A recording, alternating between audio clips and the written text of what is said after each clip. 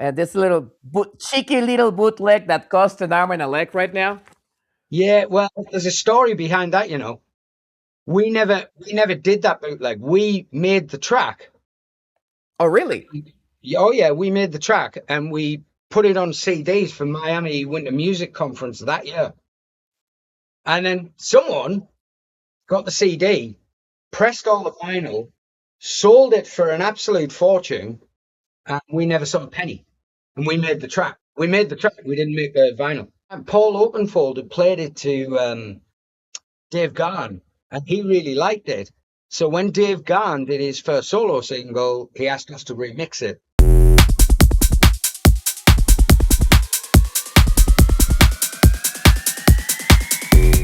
Hola gente de Track ID, ¿cómo están? Una vez más, ahora en remoto, soy Pepe Camil, ¿cómo están? Ahora tenemos a todo mundo en pantalla, estamos con, al frente, Mapiu. Hola, ¿qué tal todos? Un placer estar un episodio más con ustedes aquí en Track ID México. Y como otro invitado tenemos a nuestro productor, que siempre está behind the scenes, Rafa. ¿Cómo está, Rafa? Hola amigos, ¿todo bien? Bienvenidos a Track ID, un episodio más y tenemos a un gigante de la música.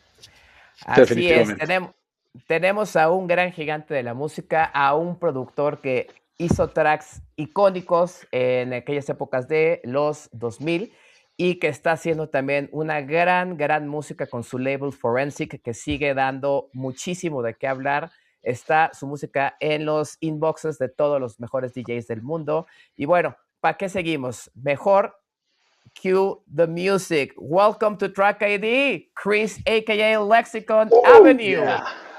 Thank you for having me. I'm glad you only named one of my titles. Lexicon Avenue. Or we can call you Echo Man, or we can call you. No. Okay, it's fine. Well, we can go down the rabbit hole if you want. Yeah. Oh, we can go down the rabbit hole. There's some production names that I've used that I've even forgotten about. You know. Okay. And other people remind me and say, "Hey, do you remember doing this?" I'm like, "Was that me?" No, really? But it's great. It's great. Thank you, Chris, for taking the time. I know you are super busy producing, remixing, and creating new music, and we appreciate that you have the time to sit down with the three of us just to chat. Yeah, no, I'm very happy to do so. It's nice to talk about it once in a while. You know, it reminds you of of the fact that you've obviously done something that people think about, and that's always a good feeling. That's great. So let's go into the meat and potatoes. We usually do tell us a little bit about the background and everything. But I mean, you've been active since the 90s, and you started, you created a #1 hit with the Happy Clappers. So number 7, it was #1 in the dance charts. It got #7 in the national charts. You know, it was that was a crazy time. So can you tell us a little bit, how did you, I mean, this is the word pivot, from doing a #1 hit to doing underground, dark, deep, and dubby classics with Lexicon Avenue? I can tell you the whole story if you want. Yes, Please. Okay. Well, I mean, how far back do you want to go? For one, because I mean, I bought my first drum machine when I was 15, and that was 1986. And I think it was like 1990 when I had my first vinyl out, when I had my first record out, when I was 1991. Yeah, I was 20. And I only found out 2 years ago, like there was the one project I did one track and one B-side and then a remix. And someone on the Progressive House Classics site had posted, you know, I'm a member, obviously, and they posted a mix of John Digweed from Hacienda only 2 years ago. And he was playing this Acid India, Tranquil Voice, Acid India, Little Rascal remix. And that was the first thing I did when I was 20 under that name. And I was like, what? I had no idea, because you got to remember, the early 90s, there was no internet. There was no track lists posted online. There wasn't anything like that. You know, you found out if someone was playing it if you were lucky enough to get it in Mix Mag and DJ Magazine, you know. And sort of, I only found out that a couple of years ago, and it's a really crazy thing. I mean, that was the pivotal point for me, because I'd been working really shitty jobs to buy equipment, because it wasn't a thing where I was like, I want to be a record producer or anything like that. It was just like, I wanted to understand how this music was made. How are these people making these sounds? So going as a kid to the record shops, getting the bus from Durham to Newcastle, which took a long time back then, you know, on the bus. And then me and my friend would just go to the different music shops, mess around with synths, drum machines and stuff like that. And it was fascinating to me. And I always had and still have that curiosity about how's this done. And so people were coming to the place. I was sharing a flat with some guys, and I was raving, but I stopped raving to take the music more seriously. You know what I mean? Stop doing any of the side of raving that we all know about, so that I could focus on that. And but people were still turning up, and there was a guy starting a record label, and he said, "Do you want to put a track out with me?" So I had my first vinyl out, and then I just said, "I don't care how long I'm going to be broke. I'm just going to keep doing this, you know."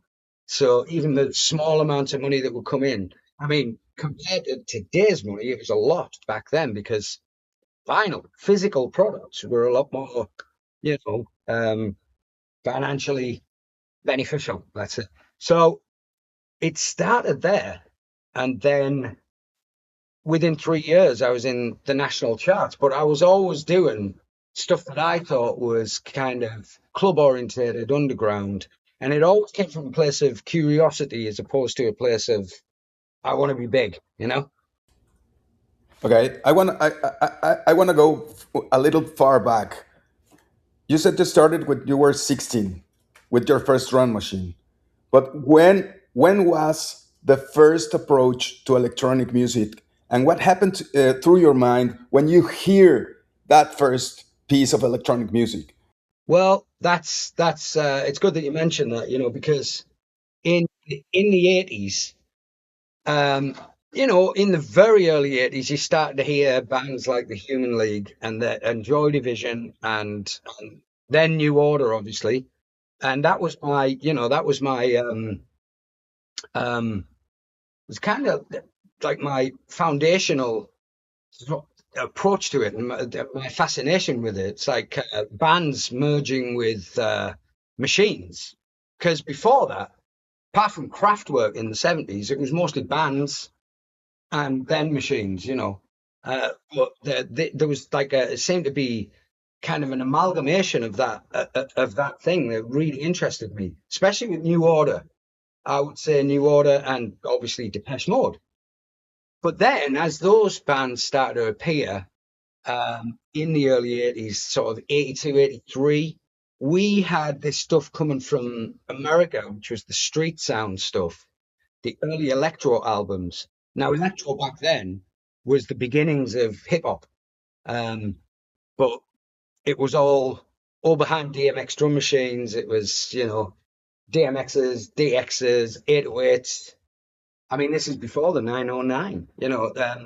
So that sort of fascinated me, how this simplistic sound and stuff could sound so complex, and it would draw you in. And I think even at a very young age, I was attracted to the hypnotism of it, you know, how it would send you into this state, because you hadn't heard that. Because live drummers and stuff, great as they are, you know, everything's organic and it moves around and it changes tempos and it switches. But when I used to put headphones on and listen to electronic music when I was 10, 11, 12 years old, I was like, what the hell is this? You know, it's like, it's sending me into this world that I have no idea about. And that's when I started to make the bus journeys to find out what this electronic equipment was, when I was like 13, 14.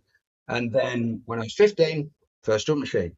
So those bands were fundamental to how I sort of looked at those bands. And then the electro stuff were fundamental to how I sort of looked at this curiously, like, how are they doing it? You know, what is all this equipment? And you had to have the actual equipment. There was no plugins back then, you know, there was no DAWs. Yeah. Everything's metal. Exactly. Yes. Yeah. So that's how it sort of all came about. Yeah. And which brand was this first drum machine? Oh, you know what? Oh, I had a really bad story about this because I was 15. I got pocket money, but I did paper rounds, so I would deliver papers, newspapers, and I did milk rounds, deliver milk to people's houses, you know. Okay. And then I would save up like money for birthdays and stuff like that. And I'd saved up £300 back in 1986, and it was in my house in Durham. Mm-hmm. But I went through to Newcastle, and it was 1986. It had a key missing because they were like the big fat computer keys. And I was, oh my God, I have to have this. It was a TR-909, right? Yeah. And it was £300 at the time. So I was like, keep that for me. Please put it to one side. I'm going home. But I was 15. The guy was probably like, what the fuck? No. Yeah. So he was like, okay. So I went home. I got the bus home, an hour and a half home, got all my money, got the bus back. Another hour and a half. He'd sold the drum machine. No. What? Come on. Really? Yeah. So you know what I bought? You know what I bought? And it is like a footnote in the history of Roland. I bought a TR-505. Yeah. Oh, okay. The Groovy Dogs, the gray. Yeah, the TR-505 one. had a mixture of the, because I mean on a 909, the kick drum and the snare, those iconic things, they're both synthesizer chips, and the hand claps, hi-hats, everything else, and the toms, they were samples. But the 505 is all samples, and they were going for a more. You can hear it in a few early house tracks, you know, like Let the Rhythm Move You, things like that. You know, you could hear it there, but it was far too sort of attempting to be acoustic and attempting to be a replacement for a drummer for people who use guitars. Whereas the 909 was trying to do that, but it found a whole different market. Same as the 303. That was built so that, you know, guitar players could have a bassist. That was what it was all about. And the 808, you know, that's what Roland's vision was, for them to have accompanying instruments electronically so they could practice on their own, guitarists and singers and stuff like that. And they kind of got the live drum sounds right with the 505, but the 909 is obviously iconic, and I never owned one. Damn. £300 for a 909, and that was 86. If you are lucky to buy actually one of those, maybe I don't know, it's gonna cost you around $2,500. Yeah, something like that. Oh man, at least. Yeah. I mean, a good condition one can go for more, but in the UK, but you know, but I have this thing about. Well, we'll get to it because I'm sure you want to ask us about my studio process. But I have this thing about the outboard stuff now. Well, and what about the zine in Newcastle in those years? Because maybe Newcastle in that moment wasn't appear on the electronic music maps, you know. So what happened there since then?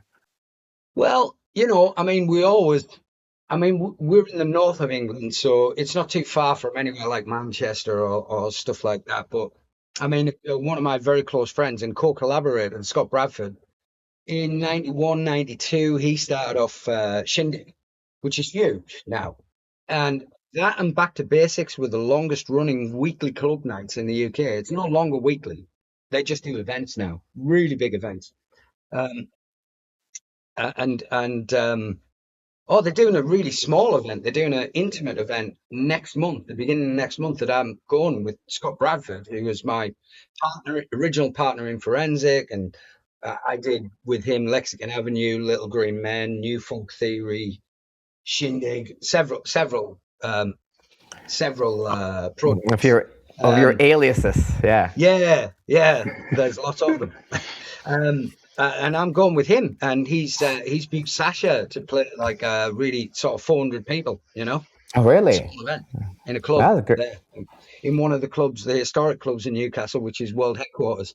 So in the 80s and 90s, you know, these tiny parties were breaking through, and there was a club in Middlesbrough called the Havana. So I'm like here, and then you've got Newcastle up here, Sunderland, Middlesbrough, just all within sort of 30 miles of me. So we would go to all those cities and check out the clubs. I think Havana was the most influential for us in '89. But yeah, the whole scene kind of just exploded around that time, 89, 90. And that's when I started clubbing, because I was like 19. So yeah, the scene was good, but everything was good then. Everything was brand new, you know. Oh, The summer everything. of love of 89 in the UK. Every sound was new. I mean, but you guys, I mean, we always kind of discuss this. You guys, you were discussing the pitch and everything. You guys had them like, I don't know, like 100 miles away from your place. We had to cross the ocean just to hear some kind of music, and that over there, it was very difficult for us to get that kind of music. And you grew up with it, I don't know, 5 blocks away. Yeah, I mean, I think that's why, you know, you guys who were there at the start, like Sasha and Digweed, I think that's why they've sort of carried on being, you know, this kind of. I think it's more about an understanding of it, you know, that you get from years of listening to it. I think you have more of a kind of an overall view of it, rather than just being in the moment. You know, I've seen probably from having my first record out, if you think about that, it's 90s, 2000s, 2010s, 2020s. It's like 4 decades of seeing people get into the music, and then, you know, and then they do it when they're kids, and then they make another life, you know, and they get serious, they get married, they have kids, they get jobs, and you know, but I never left it. And people like Sasha and Digweed, not to put myself in the same sentence, but, you know, they never left it. You know, always seeing the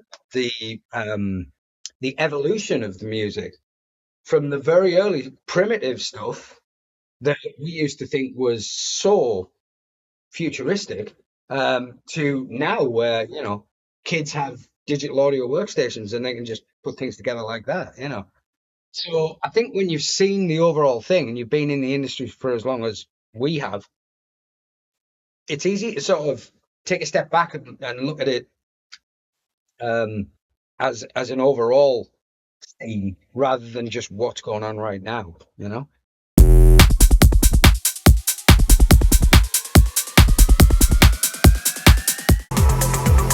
Hola.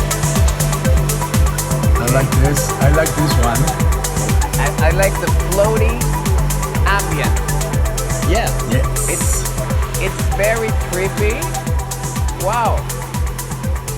I agree with you. I think it's very trippy. Listen to the vocals. Yeah. Just listen to the vocals, man. This guy really wants to hypnotize us. I just listen. Okay, so we started with this one from some former guest of Track ID. Tell us, Chris. Okay, well, track number 1 is Nick Stoynoff and Anthony Papa. Oh, okay. Respect to my friends.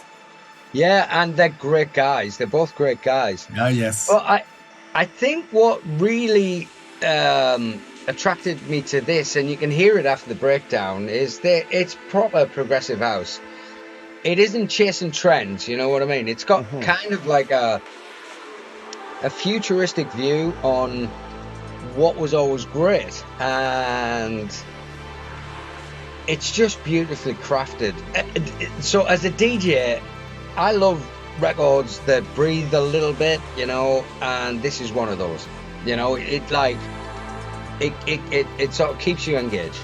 No, it's beautiful. I can say there's like this trancey element to it, So Yeah. this definitely is Nick's hand because he used to play trance a while ago, Yeah. and he Yeah. loves to play a lot with those kind of floaty trancey melodies. I'm pretty I'm sure.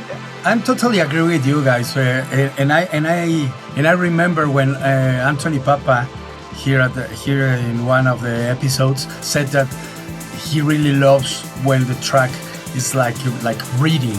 So I think we are making the perfect match with this kind of comments. I completely agree with you. I mean, it's not just breathing. It's like, an unpredictable bass change. A lot of tracks can stay on one level, but this doesn't. It moves around, and that's what attracts me to it. That's what keeps me engaged anyway. It keeps me engaged. I'm dying to hear this on the dance floor, but yeah, thanks for sharing this one, Chris. So we have Anthony Papa and Nick Stoyanov, the Diddler Boy, with Cell Count on Celador. Yeah. Celador. Just for you guys. They're great guys. I mean, Steve Parry and Dave Seaman are good friends of mine, very good friends. I'm actually making a track with Steve Parry. And what they're doing with the label, they've sort of got a forward-thinking approach to how they are going to release. So you never know what's going to come out on Celador. And I think that's one of their strongest qualities, Totally Yes. agree. So Yeah, you yeah. heard it here, guys. You heard it first here on Track ID Mexico. Yeah.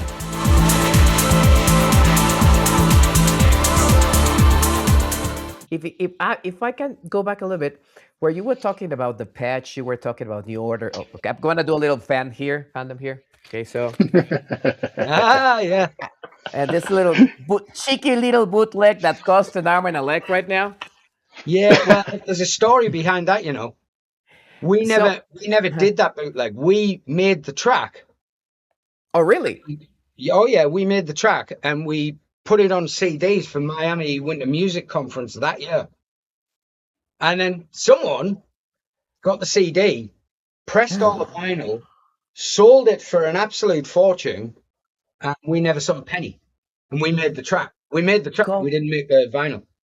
Oh, so you got the official stamps and everything from the track. No. It was a bootleg. It was only meant for promotion. So we gave it out to 50 DJs at that year's Miami Winter Music Conference by hand. Then it went huge. And someone got the CD, took it to a pressing plant themselves and pressed it up and sold the vinyl. We didn't make Wow, that's so cheap, man. Really, whoever did that. No, it's Yeah, messed up. It's messed it's up. messed- It was like it- we were so angry about it, but at the same time, Paul Oakenfold had played it to Dave Garn, and he really liked it. So when Dave Garn did his first solo single, he asked us to remix it. So that was the silver lining. But somebody out there, and we still don't know who it was, made an absolute fortune out of pressing our Depeche Mode remix. Not us. No, I know. So Yeah. how I mean, just going back to those guys. I mean, those guys have 4 or 5 minute songs of really emotional, punchy songs. How did you deconstruct those 4 to 5 minutes and turn it into a 9-minute opus? Yeah. I mean, Yeah, I mean, well, one of our friends, I don't know how he did it, but he got the acapella of Only When I Lose Myself. And that track was originally 80 BPM and the remix is 130 BPM. So I had to use, at the time, there was no digital audio workstations, not to that level. So I had to do a time compression on the entire vocal in the Akai S3200, which is an Akai sampler. So you could take chunks, but you only had 32 megabytes to play with. So you could take chunks of the vocal and then do a thing called time stretch, worked in 2 different ways. So you can make something sound longer or you can make it sound shorter. And I had to do all the calculations on a calculator, not on a phone or anything like that, about how do I, how can I make this 80 BPM thing the speed of 130? And you can hear it in certain certain parts of the tracks, because Dave Garn has a lot of natural tremolo in his voice, lots of natural vibrato. So at times, in the original, I have found heaven. So it wobbled like that. Now, when you speed that up, and you can hear it on the record, it goes, hey, like that, real modulation of the vocal. But we had to disguise that with lots of reverb and stuff. And that's how it came about. One of our friends just had the a cappella of it and said, you need to do this. But we're like, which way do we go with this? Because we could take the thing down to 60 BPM, 65 BPM, and do something that's 130 BPM, and the vocal will be half speed. Or we could take something from 80 BPM and move it up to 130 BPM and make it the normal speed and the normal intonation is in the track, but with a faster tempo. And we'll just have to see how it goes. And luckily, the tuning up to 130 BPM worked better. So yeah, that's the story behind that one. But what about to change the tempo in that moment when you don't have a DAW or a special special gear to do that kind of task? Well, you could do it then with an Akai sampler. So they have a time stretch function, but it worked in reverse as well. So you can make something sound longer, or you can make it sound shorter. And the original intention of that algorithm within the software of an Akai S1000, S3200, was to sort of, if you had a sharp string sound, you could make it longer, like a something like that. So you could, like, if something was at normal tempo there, you could pitch it up, but make it exactly the same time, 3 keys up, by stretching it out. That was their intention of the algorithm. I don't think it was ever intended to sort of make vocals squashed in so that something that was this long became this long. That's how it was done. That was the technology back then. There wasn't an alternative. Not in 2000. This is crazy. But really, just in this part, as if you had map you, like we cannot say no, but we hammered your tracks. We hammered that Depeche Mode. We hammered the Dave Gann, the Sato on the soul labels where you were here, the Echo Man stuff. Yeah, from dusk till dawn. I mean, I played that track until the vinyl. I think it broke really. I have good news on that, but we'll come on, spill it.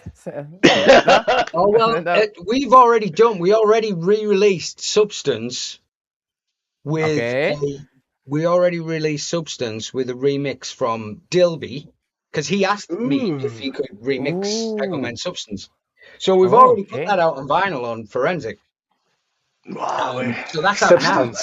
You can go to our website and buy that now. I haven't seen it. I haven't seen that one. Okay. Okay. No, I'm getting that. We went to pick it up. Yeah, no. We'll wait till the end. Okay. I remember that my Forensic Legacy. Okay, well, okay. Ooh. Forensic Legacy. Can I get it on Juno? How many? No, you can buy it from our website though. It's directly from your guys? Translucent blue vinyl. Oh, nice. Oh my God. Yeah. So we have that one. How many tracks on that release? Pardon? How many tracks? The original with a nice little boost to the original master, so it's a bit. Like if you play it now, you need to increase the bass and a little bit of the tops. Yeah. You don't need to do that on that. Whoa. But it's a Dilby remix as well. So we're doing the same just till dawn. Crazy. And we have, well, it's not fully confirmed, so I can't tell you about it, but we have a very, very well-known artist, DJ, who is going to remix that one. Okay. So Rafa is giving us behind the scenes the link to get the bundle with the hoodie and the Substance vinyl. So you're getting my order, man. You are. Take my £70 now. Yeah. No, that's on our website. Yeah, the website's got some really good stuff on, and we've only got the digital releases on Bandcamp, so we're gonna move a few of them over to there as well. But yeah, no, we ship everywhere in the world. I mean, we ship to Russia, Argentina, ship to Mexico, East Coast, West Coast, States, and everything. You know, we've been kind of rebuilding the brand for the last 4 years. You know. So, amazing. Yeah. Amazing. So people, if you're watching this, so go ahead, go to your nearest website and get that bundle. Black zip hoodie and Ecomen Substance vinyl. I can't stress enough, and I'm not trying to be a salesman here. No, I know, but I can't stress enough the quality of the clothing, because like I have people get in touch with me, like and say, Chris, I have lots of record label merchandise, t-shirts, hoodies, and stuff. Nothing compares to this, and it's because my label partner. My new label partner, who invested in the label like 3-4 years ago, and he's also a producer. You should do an interview with him too. He's from a fashion background, so he insisted on the high quality of the garments for t-shirts, hoodies, sweaters, everything, and I insisted on the highest quality of vinyl. So it's not a standard vinyl. Most standard vinyls are 140 grams. This is 180. A poly inner and an ordinary disco bag. This has a full color cardboard sleeve. It's got a paper inner. It's 180 gram vinyl with translucent blue and full color inner circle. So it's what we wanted was pure quality. You know, like not to be just like any other. You know. No, we're massive fans, so that's the reason why don't take it the other way. But it's because we're massive fans. So. Mappy, should we get to the nerd stuff? Yes, why not? Yeah. Okay. I think there is a lot of questions from me about the nerdy stuff, because your career started a few years ago, something like me, and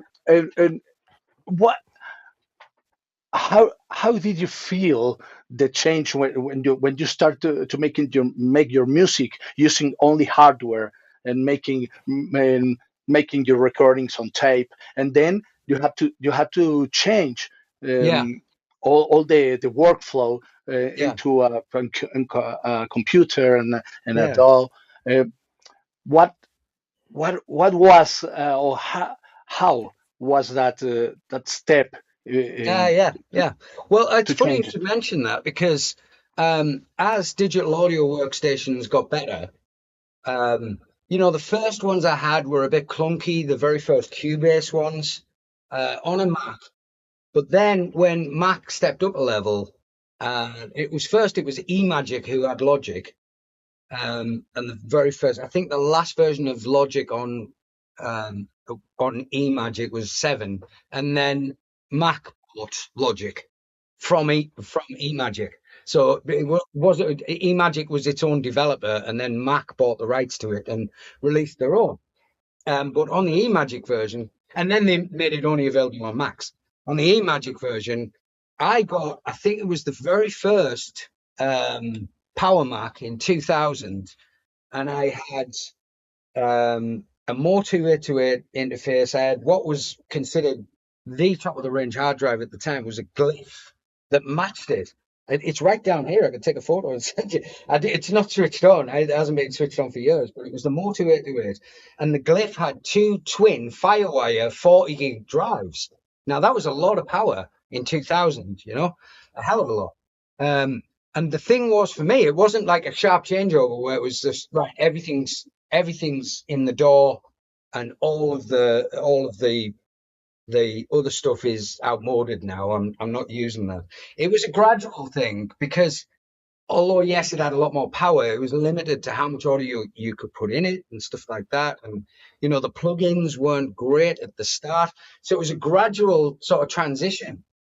So I had a weird period of doing everything in Cubase MIDI. And then I had a Yamaha O2R desk with 40 analog outs on it. So all of my outboard, my Jupiter 6, my SH101, JX3P, and then the later stuff like the Access Virus, the Node Lead, then the JV1080, MS2000, all of that stuff I was playing live MIDI to a MIDI interface that was triggering all these, going into the mixer, but then I started recording them into Logic. So I had the tracks in there in audio that was coming live from this stuff. So I had the ability, and this was the game changer. It was that when you're working only in hardware and you're recording everything down, MIDI, hardware, everything goes down to a digital audio tape, yeah?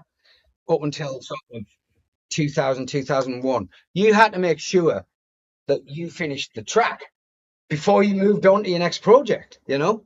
So I think that went hand in hand with being quite prolific then on the Echo Men stuff and the Lexicon Avenue originals and remixes. It was because you had to get them finished. Whereas now you can start a project on a digital audio workstation and, you know, you switch off the session and you can come back to that in 3 months' time and start again exactly where you left off. You couldn't do that when you had all this outboard equipment. You know, I did try taking photographs of every fader setting and stuff like this on the Jupiter 6 and things like that, you know, when the memory had run out and I'd made a new patch. And you could save like 20 patches on the Jupiter 6, you know, but that ran out because, oh, what if I need that sound again? So, you know, what you got into the habit of doing was finishing a track, finishing a remix in the 3 days that you had to do it so that you can move on to something else. And that was printed to a digital audio tape, and that was the case. But there was a transitional period where I was still using live MIDI and then recording the results. So I was doing filter changes, envelope changes live, recording it like Substance is a prime example, Echo Men Substance. So I was recording like the delay increases on all this stuff, and the filter was opening out live, and then I recorded the entire section into Logic, you know, and there is an audio file of that there being recorded in live. And then obviously as they got more powerful, you start to use plugins, and then in the mid 2000s when everything went digital and, you know, the remuneration of being an artist wasn't as good. You know, we used to put the work in. 3 days work would be, you know, a decent living for a living wage, you know, for putting the work in. But when everything went to digital and you stopped selling the physical products, that changed massively. Are you still using Logic, or do you change to another DAW? I use all three. I use them for different things. You know, I have Logic there.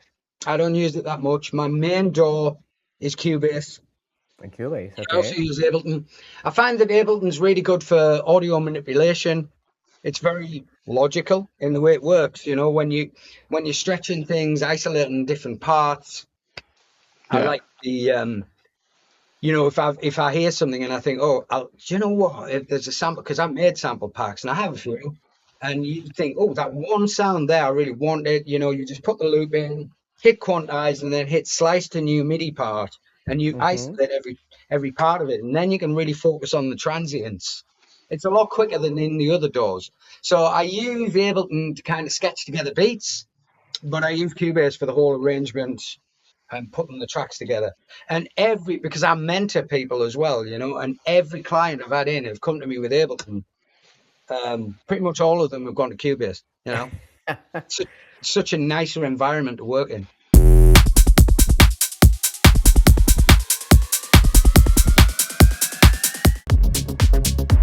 Ooh, okay. I don't know.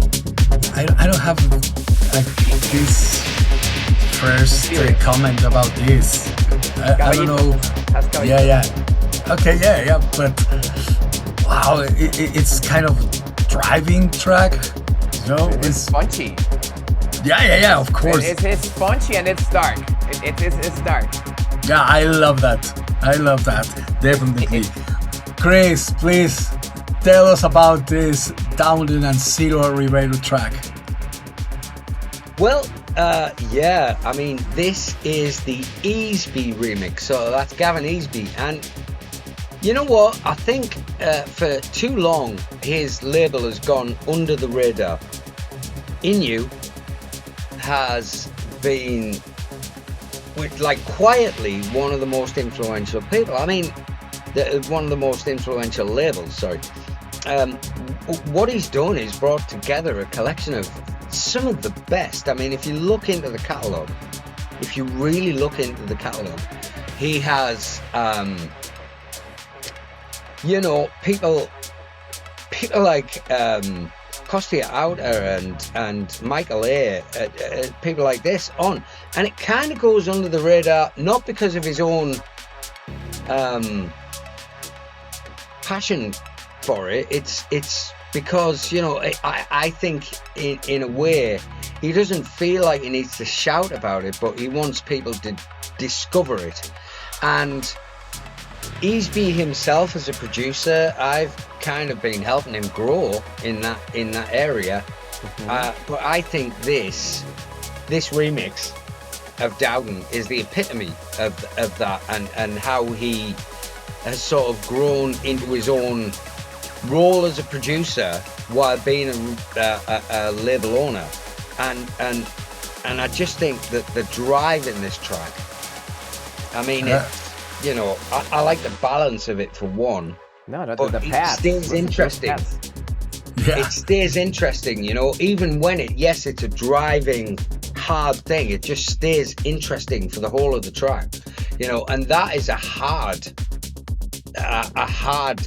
task to achieve. I mean, it's like, you know, how do you keep people engaged for an entire track when we're dealing with such like short loop, not loops as in like sample packs, like loops of your feelings and developing them, you know, and I think that for me, so I'm reviewing these tracks as a DJ, not as a producer. That for me is something that will keep me engaged and keep me wanting to loop it at the end, you know, when I'm DJing and get the next track in, but be restrained about getting the next track in, you know, and keeping that vibe going. It's one of those type of tracks. Yeah, that's how I see it anyway. And this is we kind of sometimes catalog the tracks, and this is like a Catania peak time, like really when he's in the dark deep group. This sounds like a Catania, Catania track for sure. Yeah. It's absolutely the thing that when we talk about locking the groove. I don't know if you say the same. Those are the words. It's a total lock into the groove. It's like what I tried to achieve in the early 2000s with the early Lexicon Avenue stuff, about the groove and stuff. And I think Justin Drake did that really well with Peace Division, you know, with Clive Henry. Yes. You know, just keeping the groove going, injecting that hypnotism, and then, you know, taking the dance floor to another level just with the slightest change. I mean, it's an art form, and I think that track has achieved it personally. Yeah. Beautiful. Well, guys, you hear it here in Track ID Mexico, just for you. Yeah.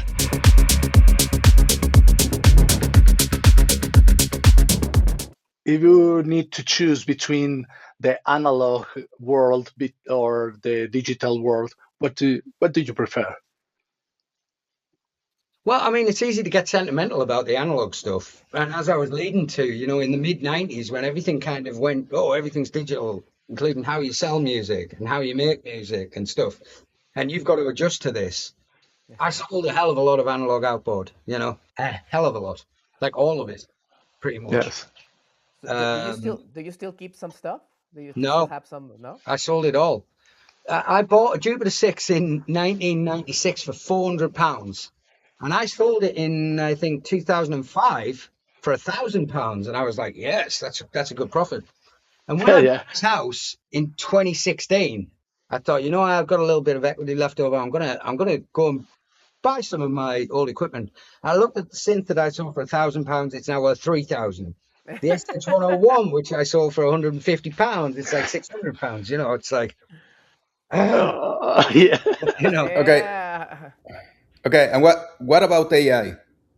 Because if you're now fully digital, what do you think about the use of AI? AI. Well, I don't use it for music. I don't use it for music at all. But I know that there are people out there using it. And, I think it's only going to build its own limitations when it comes to creativity. Because there's only so many things it can do that removes there's so many things it can do through repetition that eventually not eventually, I think in a very short space of time, people are going to recognize it in tracks, and people are going to say, well, I've heard that before. You've no guarantees. Someone was telling me, I was talking to Global Underground guys and said I had a meet with them about 3 weeks ago. They were saying, have you heard? Because they're hands-on guys, Traffic, Andrew Archer and John Elliott. They're really good friends, and they're running Global Underground for Andy Horsfield now. And they were telling me about this program, and they don't use it. And they're telling me about this Suno thing and how, you just ask it for a certain riff and shit like that. And I think what you're going to find there is a lot of repetition, because I don't think AI is going to realize the difference between if they give that to someone, for example, here now in Bishop Auckland in Durham, to someone in Mexico City or Texas. You're going to get a lot of repetition of the same riffs, and you're going to remove the human element. But I mean, who knows where it's going to go? I mean, if you told me 20 years ago that when I was making these tracks that we're talking about now, that I was going to be talking to someone in Texas, Mexico City, and me in Durham on a video call, I wouldn't have believed you. You know what I mean? And I wouldn't have believed my telephone would have been able to schedule my day. So I don't think we can really predict where AI is going with it, but it's going to be interesting to watch unfold.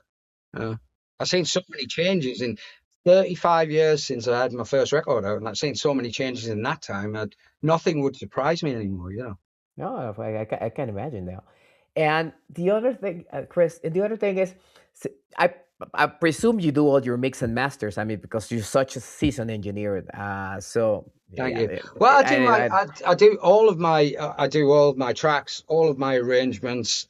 I do the mix down to a stereo track, but I come from the 90s and the noughties where you think, right, I'm not gonna I've got my mix down right. I know that every instrument, every part of this track is at the right level, pre-master level, but I'm going to trust another mastering engineer so I'll send the stereo track, nothing else, no stems, nothing like that. I'll send the stereo track to someone, and I'm at the point where I've found certain people who I can trust for mastering, but I'll try out. I'll definitely give other people a chance. And sometimes I have to say, hey, dude, great job, but you've really narrowed it too much. You've lost this space. I don't mind you narrowing the track below 130 hertz, but anything above that, you need to leave in place, especially as this only coming out on digital. Leave that in place. Don't narrow it. I know my width. You need a bit more crispness in the tops. I want you to apply that analog compressor for the punch in the low end, but just marginally. I can tell them how to do it, but I'd just rather someone else did it, because it's better to have an objective view of your track because when you're making a track and when you're mixing it down, you have your own kind of perspective on, you have your own preferences about how you want everything to sound, how you want things to jump out of the mix, and they might not always be right because you're emotionally invested in them. So at the end of the chain of events, from starting the track off to finishing it, I think the best thing is to get a mix down that you trust yourself, and then give it to someone else and say, give me the best master you can. So you're mute, Matthew. So speaking of chains, what is your chain, your mix down chain? What plugins do you have there? Yeah. Well, I see. I come from a background, where it was all live desks, actual mixing desks and stuff. So I try to get the sound right at the source. So if it's a kick drum, I do it at the kick drum level, maybe a little EQ on that channel. I don't just drop it in there and hope that at the end it's going to be correct, So I get the separation, start with a kick, your bass, and your tops. And I put anything that goes in the tops, hi-hat, shakers, claps, all go to one mix bus. So I don't just do them at once. So when I've got the levels right in between them, everything goes to a mix bus. So I've got my tops get sent to a drum group. So there's a tops group that gets sent to a drums group. Then I have a bass group. Then I have an instruments group. Then I have a vocals group. Then I have an effects group. I bunch them all together like that so that, when you've got it sounding right, and then you come back to it a bit later, fucking hell, that's a bit bright. So you can drop the entire group down by 1.5 decibels. It fixes everything, for example. And you can apply punch to the drums group by just tweaking a little with a nice compressor on it and a little bit of the right sized attack. You can get the nice punchy entirety of the drums rather than doing it on every individual channel differently. It's like the old school way of working, using buses or what we call groups now. That's the old school way of working it. My go-to plugins, I really like the Fab Filter stuff for the precision of it. They're really good. Yeah, really good. Yeah, really good. And I mean, I like the visual feedback because when you get it, later into a session, and you've been at it for 5-6 hours and you're 55 years old, you think, am I hearing that right? And you can look at, say, a Pro Q4, and the visual feedback of what every frequency is doing is perfect. And if you hover your mouse over the purple bit, it shows you your spikes. Whereas in the old days, you used to have to put like a really sharp cued EQ on it and roll it round until you could hear the resonant frequency. Now this just picks them out for you. And there's another plugin, Soothe. Have you heard of Soothe? It's Soothe 2. Yes. It's out now, but I don't have it. Soothe is really great for sorting out that. It's a very time-saving processor. As far as synths go, I would say my go-to are UHEs or UHE as I call them. Yes. And Hive is such a versatile synth, I like Diva, but Hive is great. Yes. Great. Dave Seaman likes Hive a lot too. Oh yeah. He told us. Well, it does everything. It does, it does bass well, but it also does pads well, and the sequencer on it, See, all my tracks just have swing, and groove, and I figured out the algorithm because every sequencer, MPC is different to Cubase's idea of swing, but and I used to have physical MPCs, and so I knew the ratio from 50% up to 75%. You'd never use 75, obviously, but in the houseier stuff, you used to go up to in the 60s, early 60s. But I think a good one for progressive house, which fits with everything, is 54 on an MPC, which is available on Ableton, MPC 1654. The equivalent of that on Cubase is swing 22% or 23%. The equivalent of that on the Hive sequencer or arpeggiator is 12 to 13. They're all different bloody ratios, but I had to painstakingly work that out. And the way I did it was to have a hi-hat playing on every single one of those. So I had a hi-hat being triggered or white noise sound being triggered on the Hive, the same on MPC 54, and the same on Swing 22 on Cubase, and made sure that I got to that because it trying different ones. No, that's too little. That's not enough. And you look at the waveform and you see them line up. So you export the audio of each one of those, which I did painstakingly, and look to see if all of the transients matched. And those three, they match.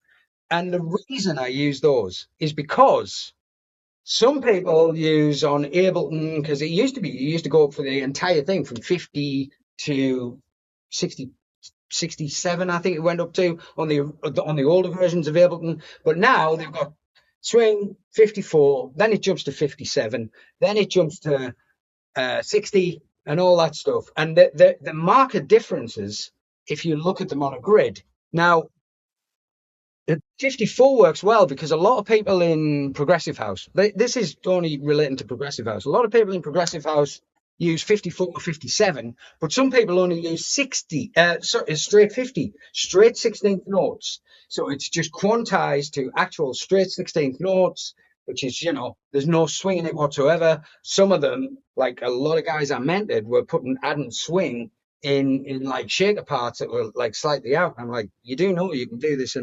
using groove, don't you? Shaker is notoriously hard to do with, but you can add groove to it. But the thing about 54 is swing 54. It works in a DJ mix with anything that is just straight 16th, no quantized, and it also works with 57, something that's a little more swung. So you're right bang in the center. It doesn't sound audibly clashing or out when you're in the mix. And that's why I use that.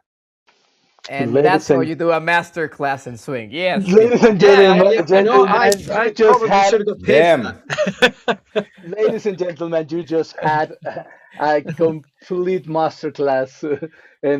Wow. How to swing all your perks, your shakers, and everything. Amazing. Yeah. I mean, I teach this stuff, and I usually get paid for that. But you just got it for free.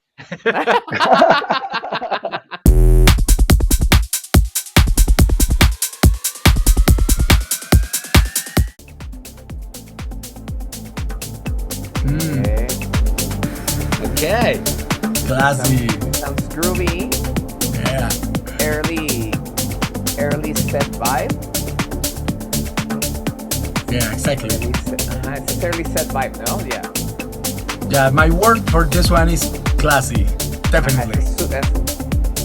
I would say it's another. I would say it's like a Nick Warren kind of type of track, I guess. Yeah, it could be. Definitely. Sets, yeah. Okay, Chris, tell us about the path in between. Yeah. Well, it's funny you should say that because the path in between is on Soundgarden. It's on. You identified it straight away. I've been in this game for so long, man. So I guess I know my recipes. Yeah. Yeah. I mean, Nick has narrowed down to the way he signs tracks and the way he plays. He's got it down to a fine art of and like you guys said, it's classy, and the class comes from the movement of the bass in that track. It could have stuck on one level, but it didn't. It just took you to another level just by simple things. That's what I try to do with my Echoman stuff, just take you to another level, like keep it on one level for a while, then move the bass around and you're in a different place with the same music. And Nick Warren can identify that kind of emotion very easily. And that's why he signed the track, and that's why I just went, as soon as I heard it, I went, oh my God, that is great. And when you're looking at things not like a producer, when you're looking at things as a DJ, what has potential, I think that particular track could be played at any time of the night, whether or not you're using loops. You play it at the end, you play it at the beginning without heavier loops and stuff like that. Looking at it like that, it's just such a well constructed track, and that's why I've included it. Yeah. Who's curating Soundgarden's music? Only Nick? Well, it's Nick's label. Yeah. And I'm sure he has a team around him when he's signing stuff. But obviously, Nick as a DJ will get sent a lot of stuff, and there's stuff that he gets sent that's unreleased. I'm sure I don't know. I can't write that in stone, but I'm pretty sure he he gets a lot of stuff sent and says, "Hey guys, have you signed this anywhere?" And they'll be like, "No." Do you want it on Soundgarden? And they'll be like, "Yeah, I'm pretty sure that." So they just nail it. Yeah. And you were saying something about Echo Man. I just heard some echoes of one of your tracks on this one, of the Echo Man stuff. I think some of the paths of a progression of at the beginning of the track. It sounded a lot of one of your tracks. I don't remember which one, the Echo Man, but it kind of gave me that vibe. I don't know. I have to go back again and listen to it. Yeah. Tell me about it after the chat. That's what I sort of did. I kind of like sort of stayed on one level for as long as I could. And that one level is the bass, because all the music was moving around that single note, sort of that single progression of bass notes, and then you move into the chord change and the bass notes changing, and you know your bass notes changing. If you can keep them hypnotic and keep them focused without them sort of losing punch in the low mids, you'll be on a winner. And I think that's what that track does personally. Do they have the date for the release? I haven't got the notes on the release date for that particular track, but I know it's probably not coming out until after this interview.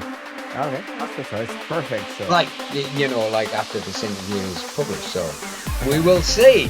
And so there you have it, folks. Yeah. You know what I wanted to say to you, tracks that move me. You know, I mean, it's great that all of the ones we're mentioning are at this moment unreleased. But music that moves you, it really doesn't. It doesn't. I don't know. It doesn't need a release date. I mean, good music doesn't have a shelf life, really. That's why I keep sort of hearing my tracks come up in mixes. I'm on the new. I have 2 tracks on the new John Digweed Philo album. You know. And those tracks are like 25, 23 years old. One's 23 years old and one's 25 years old, you know. And I think, people come back to stuff if you have the right logic when you're putting it together. And I think the ones I picked for you on this list have that, they have that sort of thread running through it, that where you could play it 10 years ago, 20 years ago, in 10 years' time. That's what I hope to sort of achieve. Not just in DJ sets, but as a producer. But that's what I hope to achieve, And sometimes I might miss as a producer, and sometimes I might hit. But I think the value comes from staying true to yourself and like recognizing what people are going to be affected by on the dance floor. And I think these are tracks that do that, Well, nice. Perfect. Then.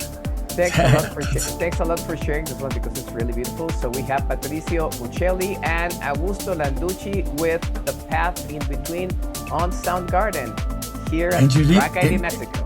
And you did say the names right. Bambino.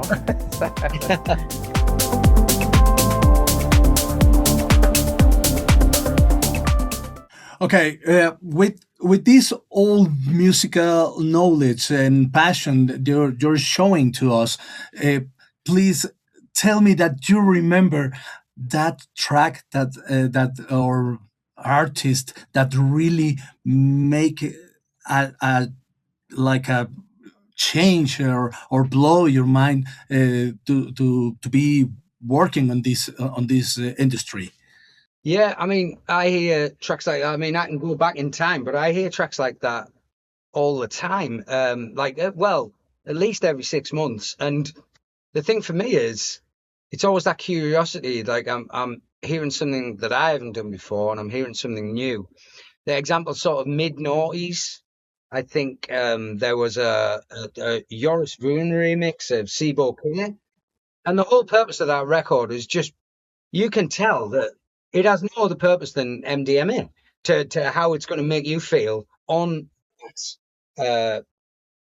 mind expanding confectionery. It's like, it's just all these sounds are going off in it, the modulation that was going off, and I hadn't heard anything like it. And that made me go, wow, that's cool. And then there's the Michael C.S. remix of Tracy Thorn, or Everything But the Girl, but I think it was just Tracy Thorn, Why the Wind Blows. Now, everything is constructed in that track melodically around percussion. And this is like 10 years after I was doing melodic percussion in the early sort of Lexicon Avenue stuff and the Echoman stuff, and using percussion sounds as like a tuned instrument that would sit in. Holy shit. I don't know what it is. I'm sorry. I'm sorry. You said the Michael Geist remix. Michael Ciaz. I don't know how you pronounce his surname. I think it's but it's so good. It's so clever. And you don't hear anything until like 5 minutes in. You hear the strings from the original track and everything sort of orchestrated leading up to that. But every part of the percussive elements of the track, and that's all it is dunk dunk dunk dunk dunk, or everything's musical, and her vocal sits over the top of it, and everything's in tune. And I just thought that was a masterpiece, and I thought, yeah, that has blown my mind. But even in the early days of prog, when Gat de Corps came out, and I mean, I know it's an obvious one, but when it first came out, that track was so tight, and like you'd heard all of the Gorillaz stuff. But then Gat de Corps came out, and there was just this production around it that was, you just think, how the hell? I must admit that you really influenced my music in early thousands. I remember the first time I was listening. I believe a Renaissance compilation, and there was a track called Midnight on 27, went to 27, and that Middle East voice, it really blew in my mind, and I really wanted not that one. No, I know which one, but nobody was Midnight on West 27th. We actually, yeah, I mean. It took me more than 6 months to find the record, and in that voice mixed with all those drum loops and everything, it really inspired me. So thank you. I really love that track, and actually I'm still using that kind of voices, or maybe some kind of percussions because of that track. Well, if you remove the vocal from it, there was a lot going on, and everything was happening in the bass of that track. The kick drum was married to the tribal percussion and the bass in a way that I hadn't done before, because I was filtering and using a lot of resonance on the tribal drums, but I was keeping a sort of lower register punch to there was sort of underlying to that thing, and then you would move it out, but you still had the one part of it which kept the kick and that tribal part centered. Nothing just sort of went off into the resonant, so they were layered up. This was like the foundation, and there was a repeat of it that could move around in the scales. You have to take the vocal out of that, though, because the vocal was an issue around the world. That vocal was an issue, because we took the vocal for that track from the beginning of one of the Exorcist movies, not the first one. It was one of the follow-up ones. And as a guy in the desert, right at the intro, singing that thing. But we didn't know, because we didn't have any Muslim communities around us at the time. But that was the Islamic call to prayer. And in the Quran, you are not allowed to use any words of the Prophet Muhammad or Allah for commercial gain. And that track ended up getting played in some, which always makes me wonder, why are you in nightclubs if you're so devout about your religion? But that's for us to discuss now. But, it caused a lot of offense, and it was never intended. We didn't know. We didn't have a reference point and say, oh, and neither did anyone who we released it ourselves, and anyone who was playing it they didn't know. And I mean, Deep Dish were playing it, and they, religion. So it just depended. It had mixed reactions. It had a mixed reception, and I would never play it again now because of that. We were just naive kids, thinking, oh, that sounds like a beautiful chant. Can I use it in a song? But it's actually a very sacred verse. I played that record like 1 year ago in a nightclub, and everything was fine. So don't worry. No, the one thing I have to admire, Chris, it's again, we admire your producing skills, and we admire your career, and it's so great that as such a seasoned producer as you, still admiring and getting wowed about new music that is coming out. Yeah. That's. I mean, I have that same sort of that thing that fueled me as a kid when equipment was so.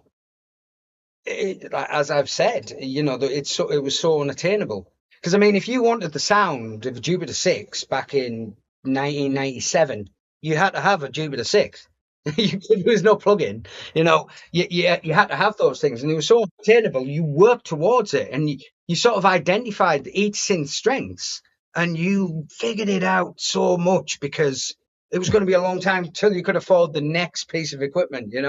From your earnings and stuff. So you just spent everything, like the Akai's at the time. God, I've forgotten how to use them. The Akai samplers.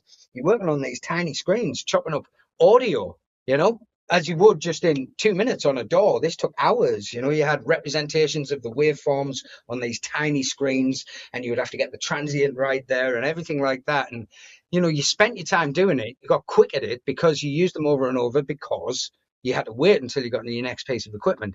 Everything, I think, and I'm not taking away from producers today or anything, because there are some fucking amazing producers out there now, but they have everything at the fingertips. They don't have to wait for the next piece of equipment. They can pay $10 or get a crack of the latest best synth. Just start using it immediately. You know what I mean? And I think that sort of skips over the whole process of investing the time into understanding why these sounds are made. And because of that, and because of the way I sort of experimented needing to know this piece of equipment inside out, this hardware, it gave me that curiosity and thinking, how can I add to this? How can I add to my sound? What's next? What am I going to get a great pad sound from? Oh, I know, the Access Virus 2. That's pretty good. But that in itself had its limitations. There's, you got a little tiny screen again, hands on, it's great. But it had this thing on it, this little thing that was hidden in the architecture to save. See, I used to do a lot of design in MIDI events. So controller data you would send from your sequencer.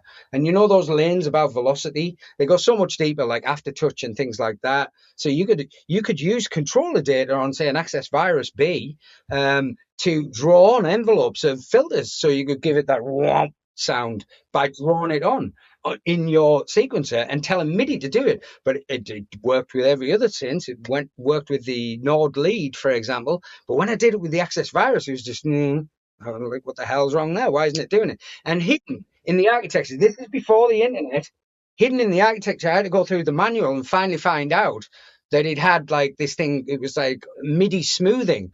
So to stop the processor board on this virtual analog, wasn't real analog, virtual analog thing, being overloaded, it reduced the amount of MIDI notes events that it read per pulses per quarter note. Pulses per quarter note was the measurement of how much the processor could handle back then. So it would reduce that just to be tax efficient on its own processor. You had to switch that off. You had to go through several submenus just to switch that off to get those tight swoops and like get really into the sound design on it that you could automate.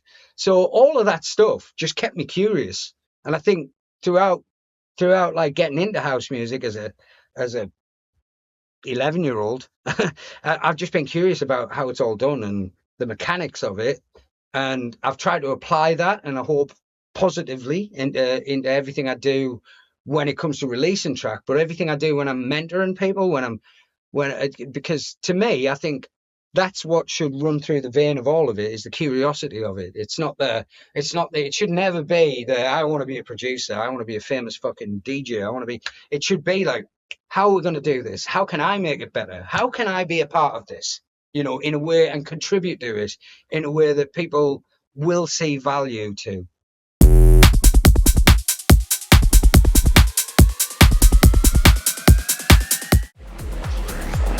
Ooh, I like this. Dark and nasty. Oh yes. It's like my kind of stuff, definitely. This? Yeah. I do. Yeah. Chunky I really love that sounds. Ah, yeah. Is this a Guy J track? Sounds like a Guy J track. Again? No, again? Tell us about this, please, Chris. Okay, well, this one is the next one coming out on Forensic Records. On my Okay. yeah. Now I understand that darkness. The Perfect. darkness, Yeah. yes, Yeah, I mean, I think, as a label, we're lucky enough that people, the people who are sending us stuff, who we respect, kind of identify with our label's identity. And they send us stuff that they think will be relevant to what we are trying to achieve. And I mean, what I'm trying to achieve, it's not just about one track. I want to have a label, and this might sound dismissive of some artists, and it really isn't. I want to have a label where I can look back when I get old and when I'm no longer making music and think, yeah, we only released good shit, We've only released really good shit, and if the perception of it from other people is like, that wasn't very good, but that's fine, as long as I feel and the label feels like we've really got a good strong catalogue, then it goes in there, so if we get a demo like we did from Sherm X and Influence, then it's going in there because it's like part of the story, it's part of the story. They might not all be like, headliners and stuff like this, but as long as they've got that quality that you can be proud of and say, well, I don't look back at that one as a mistake, and unfortunately, I get a lot of promos and stuff, and I see labels do like, great track. In my opinion, not such a good track, should it have been on there, but like people are doing fillers, and I think the way we do it with Forensic, we don't have them out every week, every 2 weeks. We have them out once a month. And sometimes it might be 6 weeks until we find a track that fits the label. We're not trying to just have a rotation of stuff. We could have one a week out if we accepted every demo. But we don't do that. And I think that sort of filter that we have of trying to find the right tracks that suit the catalogue as a whole, and we're going back 28 years. This is an absolute banger of a track. Absolutely. Yes, absolutely. That one is. Yes, and absolutely. The next one that's coming after this one is released in a couple of weeks. The one that we're discussing now. The one after that is Lexicon Avenue and Matt Black, with the Dave Walker remix. Now Dave Walker is just one of the best producers out there at the moment. And I hope to see that one pretty soon. Yeah, I really hope so too. Yeah. Vaporize just for you guys here on Track ID Mexico.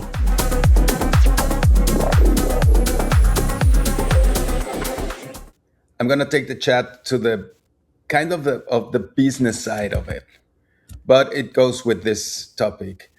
You just launched the Forecast Mix series, okay? Yeah. when do you know from all this huge amount of demos from new producers how a track belongs to forensic? Ah, yeah. Yeah, that's a difficult one, you know. I mean, and this is the thing, and it's very hard for me to put into words, because since I took back over of it, there was a period of time when it went digital only, where there was only Scott doing the A&R. But in the early days when it was all vinyl, we all made a decision, all of us together, everyone involved in the label said, is this a forensic track? And that was because back then, before digital distribution, it was a gamble. You had to know that that track would sell at least 1,000 copies on vinyl. You know, you can put something out on digital now that only can sell 50 copies and still be in the top 20, you know, and then 1 week later it's forgotten about. I don't want that for forensic.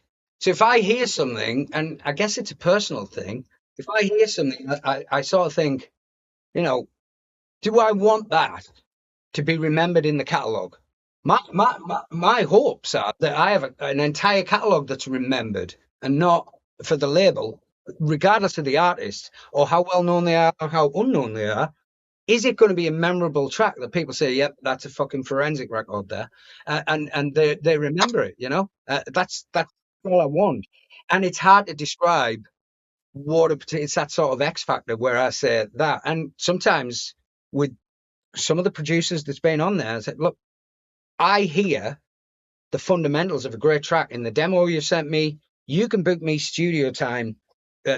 Sorry, this isn't an advert, but you can book time in with me and I can help you get to that. And that's just as fulfilling as making your own good track. It's seeing someone develop and say, oh, I never thought of it that way, and learn some studio techniques and then start to apply that in their own tracks. And hopefully, and it's a very satisfying thing when you see them from sort of sending out demos to getting signed to the labels that they admire, you know, not just forensic, you know, all the other ones that they admire as well. It's very fulfilling. And after 35 years of doing it, that's as big a satisfaction as playing a great gig or having a great release or being on the latest John Digweed compilation, which I just I know yesterday. 2 tracks, yeah. 2 tracks. Yeah. Congratulations. Yeah. I mean, they're all tracks, you know. But the fact that, you know, they're still getting recognized means that maybe I'd done something right over the years, you know. A lot of things right, but can you say that you have a forensic sound? Or the label has this, because if you tell me your Lexicon Avenue, it had this deep, chunky bass line sound. It's unmistakable. Yeah. Can we say that there is something going on with forensic, something like that, or? Yeah, I mean, I think I tried to sort of get to that point. It's hard to say. It's a very X Factory kind of thing, but I deal in sort of motifs. Something has to speak to me. I like if I can describe a track to someone without playing it to them. So if I can say, oh, this track that does just has this little riff in it going ding ding ding ding ding ding ding, I can sing that to you. A lot of tracks out there now are just fucking great productions, but you couldn't hum it to someone. You couldn't walk out a club and the next day and say, do you remember the track that went? How'd it go? It was just a vibe. It was just a groove. I like a motif. I like a kind of memorable moment, even if it's fleeting, even if it's like brief. You know, that's what I think stands out in the early days. I mean, a lot of that, and I don't want to sound, you know, I mean, we had a compilation out when we'd been going for a good few years. We had a thing called Forensic Science Exhibit A. And you could buy it on CD and stuff. And we did really well with it. There was 11 tracks on it. And 10 of them were from me, my studio. There's Lexicon Avenue. There was Echo Men. There was Mooncat. There was a thing called Dub Structure. You know, it was just a mix of basically what came out of the studio. And that's not That's not being selfish or anything like that. It was just a way that forensic had developed. And in the early days, I think people tried to sort of say, well, I want to track out on forensic. I'm going to make something that appeals to them. And a lot of the time it did, and we would sign it, and it was like, this is fucking great, you know? And that's kind of the thing. It's not like, I don't know, it's not like a stamp on it, a certain sound. It's not an EQ. It's not a compression type. It's the sort of vibe that you think, yeah, I'll remember that track. I'll remember that as part of a really great catalogue of music. That's what we hope for. You know, you can't have 100% that, but you know, what you feel could be that, you know, persisting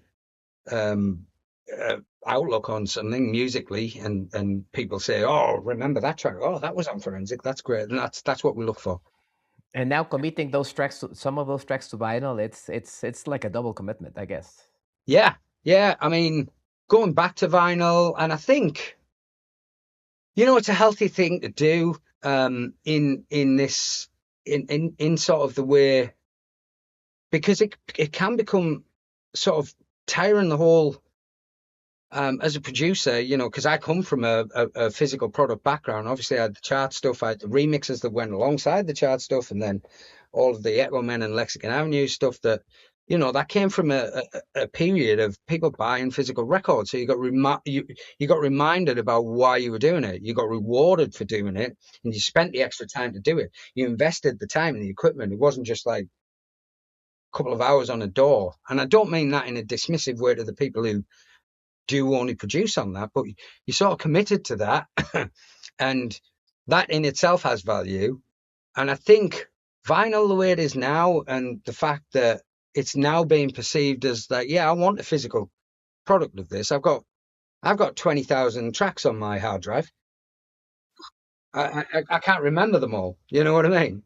But if you have that physical thing there, I think it's more rewarding. And just putting it on, and the little clicks and pops when the intro is coming in, you know, then the run in, back and then to basics, run out and stuff. Back to basics. Yeah, it's an organic feeling, isn't it? And it sort of takes you. And I mean, even that, you know, if you look 100 years ago, people were like, "Wow, what is this medium?" But yeah, now it's looked as organic and quite, yeah, I've got a piece of something here. I've got an actual fucking thing, rather than, you know, a named file in a hard drive. Yeah. Something similar was Steve Parrott was telling us the other day, that he's committing some tracks to vinyl, but they have to be like this kind of special, because they don't release music that often, but when they do, they want it to be like this really, really special. So that's the reason they keep their vinyl releases cherry picked.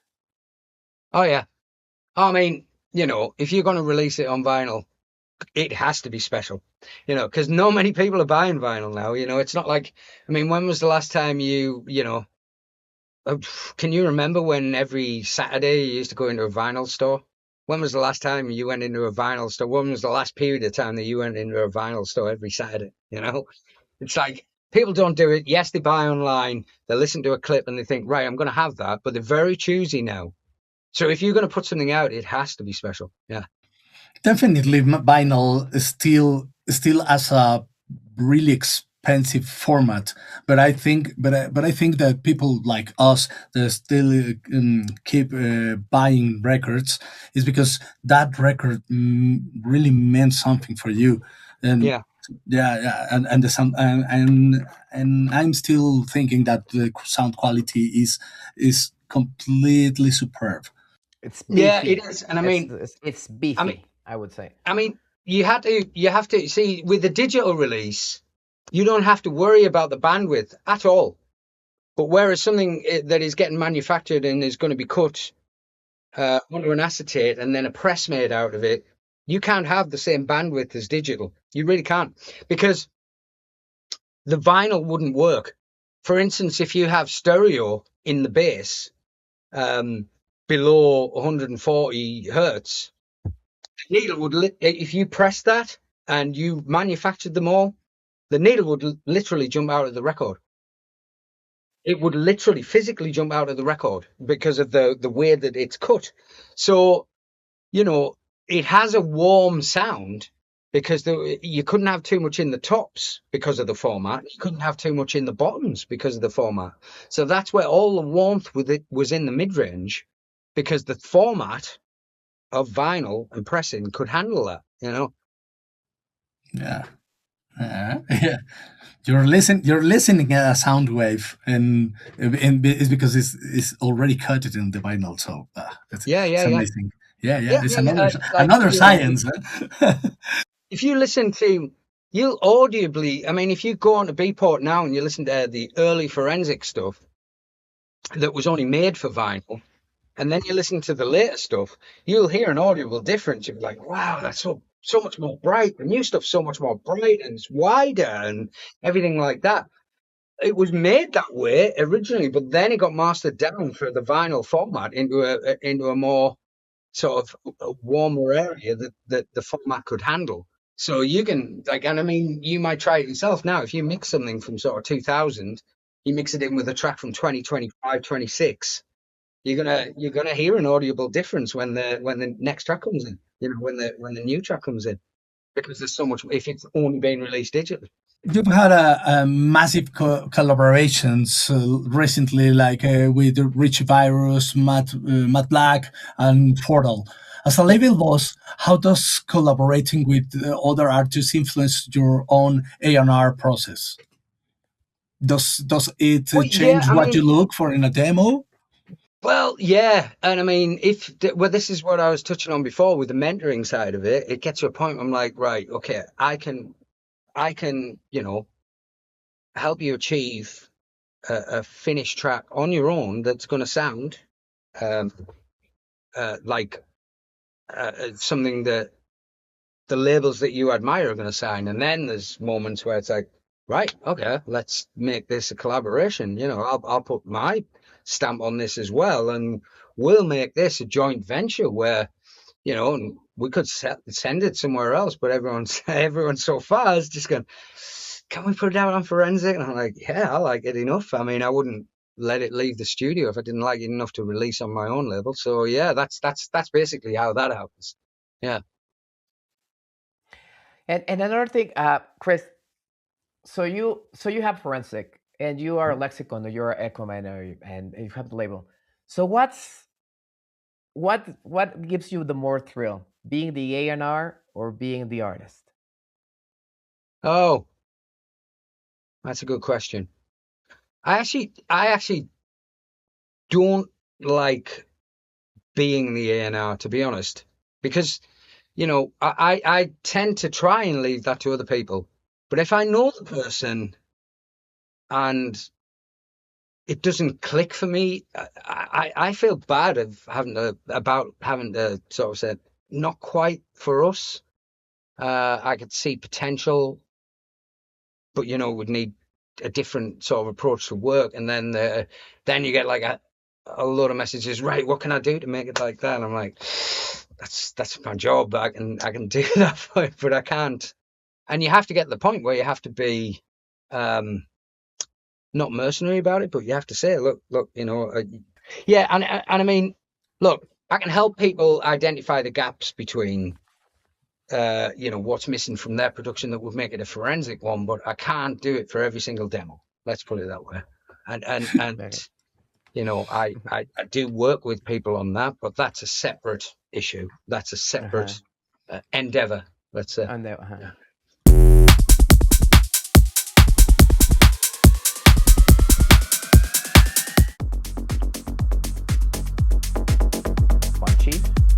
Yeah. Well, it's because the producer. This is the typical producer's groove, and I can't say his name like properly. I don't know how to say his name. I never know how to say it. Simon Warambon. Warambon. Okay, Simon Warambon. And this sounds like driving mid-set, but I don't know from whom. But tell us, Chris, Simon Warambon, Stamina. Yeah, well, this one is coming. My friends, I have, and it's not. it's not accidental because, you know, it's not pre-formed, but I have friends who run Global Underground, and this one's coming on Global Underground. Okay. Yeah. Good. But, you know, the guys at Global Underground, obviously I'm local to them, you know, and I have been told that I'm the artist with the most tracks on Global Underground compilations. Now, that isn't favoritism or nepotism or anything like that. It's just one of those things that happened through the various different things. I mean, and if you look at Danny Howell's New Breed, I have 4 tracks on that, out of the 20 tracks, 4 tracks are mine. And it's not, you know, it's just about that era of progressive house, which I think this hits the nail on the head. I mean, this is one of those records that just keeps pulling me back. You know, it's not trying to shout. It just has a really confident groove, you know? No, it also sounds classy. Yeah, very classy. Yes. It's very, very, very classy. Yeah, I mean, I think that's the same with Simon and Eze, you know, Ezekiel Erez, you know, they've sort of like, you know, I heard their early stuff and it was great. But I think, you know, their involvement with Anjuna and stuff like that made them sort of keep it to a level and keep it to a level that was so well produced, and you can hear it in the tracks. You know, there's nothing in there that shouldn't be in there, you know. And a lot of producers make that mistake, you know. It's like, oh, I have some gaps in the track, I need to fill it with something that is, you know, that is gonna fill up that frequency range. There's none of that in there, and it sounds genuine because of it. You know, it doesn't rely on little tricks, little production tricks, just to keep you engaged. And it's one of those tracks again that sort of keeps you like, I can loop this for ages and just mix the next tracks in. If I'm reviewing it as a DJ, not a producer, which I am for all of these tracks, as a DJ, I think, you know, the quality of the production, and let me tell you about that. I mean, that shines through on big systems. You know, you can have the cleverest musical ideas, and you know, on a big system, they're laid bare. And if it's too complicated and too brash about being complicated, then it kind of loses its edge about the cleverness of what you've done. This is kind of like in your face. I'm not saying simple, because to achieve that it's a very difficult process as a producer, but as a DJ, you know, you want that sort of like ground zero, that base level sort of, this is the drive, this is where you're at, and it's, you know, it's one of those sort of tracks that gives you room to build a set rather than dominate it, you know. And this is coming out on the 30 album, right? Yeah. Is it? Yeah. Oh, yeah. I didn't know. I didn't know that. I just got the promo and I just thought I was Googling it, and it's coming out on the Global Underground 30. I'm really glad that Global Underground is taking out a lot of new music with some classic talents, mixed with new guys, making amazing music like this. So I really hope that they keep going on this. Yeah, and you know what? I've got 2 tracks on the Twilo album. Yeah, 2 tracks on there. You have the Little Green Man through with you, and Only When. Yes, Only When is the version of our remix, which we never made any money from, of Only When I Lose Myself by Depeche Mode. Now, we gave that one? I think I told you in the interview. And someone got the CD and pressed the vinyls themselves. So the one on John's mix is what he played in the club. but what he played in the club, was a version without the vocals. So that is on the continuous mix, but it's not available separately. Wow! Congratulations, which is But Little Green Men, featuring Eliza, Through With You, the Little Green Dub, which has these crazy sounds in it, bah, bah, bah, which I did back then. I can't remember the synth actually. Normally I remember the synth. That's on the vinyl and the digital and the CD and the continuous mix. So it's there in every format. So yeah. Congratulations, mate. Yeah. So I mean, great tracks. The Simon Bonamon Stamina, which like we said, it's classy. It sounds amazing. And thanks for sharing it, because we have a lot of Global Underground fans in the channel. So I'm pretty sure they're gonna love this one. So here. I'm obviously a fan of Global Underground. I mean, it's my home. I live like 30 miles south of Newcastle, and Global Underground is just the epitome of progressive house, really, isn't it? So yeah, I'm happy to share their new stuff. I'm happy that John Dick. There's a funny story actually. I mean, when I was making the tracks and the remixes way back in early 2000s and stuff, and you just get on and you do it. We had no internet. We had no sort of way to you had no social media, never mind anything else. And I mean, I think I touched on it before, but there was no internet to sort of refer to if you had a problem with an outboard synth. It was like you just had to read the manual and shit. But we had no idea what these DJs were playing, because there was no fucking track list section being posted on socials and shit like that. When train spotters weren't train spotters, yes. Yeah, but the thing was, once we did like the remix we did for Hooch Tunes of Jesse of Medway, my release, I didn't even know until 3 years ago that was on GU19. No, really? I had no idea until about 3 years ago. Yeah. Because at the time you're just like, all right, there you go, there's your remix, and let's move on to the next thing. And I mean, I'm sure that Scott and Mark at the time might have known about it, but I had no idea. And I saw it like people, like someone put a post up about GU19, John Digweed, and I was like, all right, really? Am I on that? No. How did you not know? And it's not being sort of like, at the time I was kind of in this mode of just constantly working on stuff. And if it was my label, Forensic, it wasn't my label, it was Hooch Tunes. If it was my label, Forensic, I'd know all about it, like the deep dish stuff and everything like that. Like, but because it was Hooch Tunes we did the remix for, and they did the third-party licensing with GU, I had no idea, because we just got the remix fee and then just moved on to the next thing, and that's pretty crazy. But that's how it was back then, without social media. But now we have it, people. So thanks a lot, Chris, sharing this one on the Global Underground. Simon Bonamon Stamina for you guys on Track ID Mexico.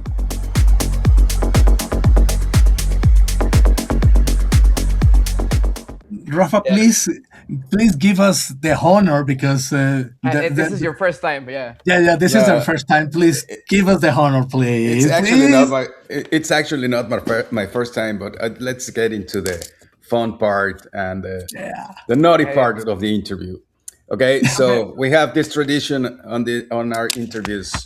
When we ask you, if you were stranded on a desert island, you have all the gear you need to hear the music, but you can only take 5 records.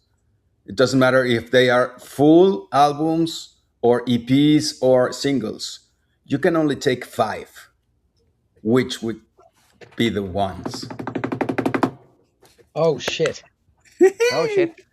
Oh shit! He's getting into I can trouble. think of 3 immediately.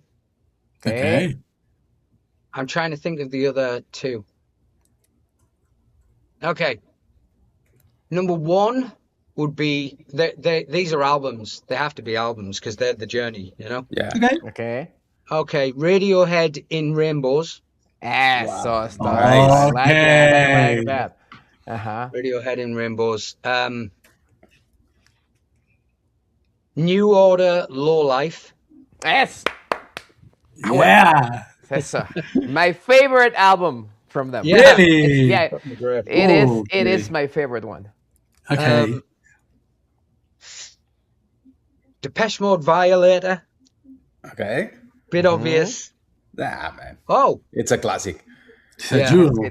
It's less obvious than Pink Floyd. A lot of people ask for Pink Floyd. Yeah. That's a separate one.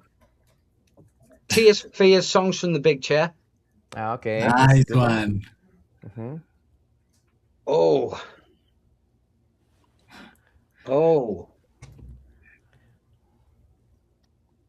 But I've only got one left. You can take one of yours if you want. No, I wouldn't. No. Do you know what? Through the production process, do you know how many times I heard those? You know how many times I've heard the Happy Clappers now? Fuck. Oh, one last one. Let me think.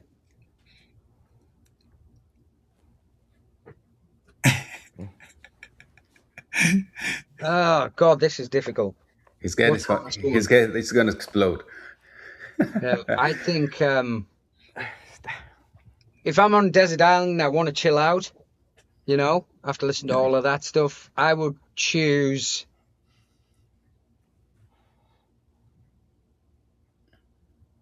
I haven't listened to it for years, but there was one Sunday soundtrack. Oh, there's two. There's two. So there's Feel of Brasilia, Maim that tune. Maim as in maim someone, hurt them. Feel of Brasilia, Maim that tune. And DJ Kicks, Cruder and Deutschmaster. So good. Such a good. There is a reissue now. So one of those for the chill out section. Try to get since you love vinyl. Try to get the reissue. They just reissued it. I heard that. It's a 30-year anniversary or something. It's a thick vinyl. I think it's almost 200 grams, and it sounds pristine.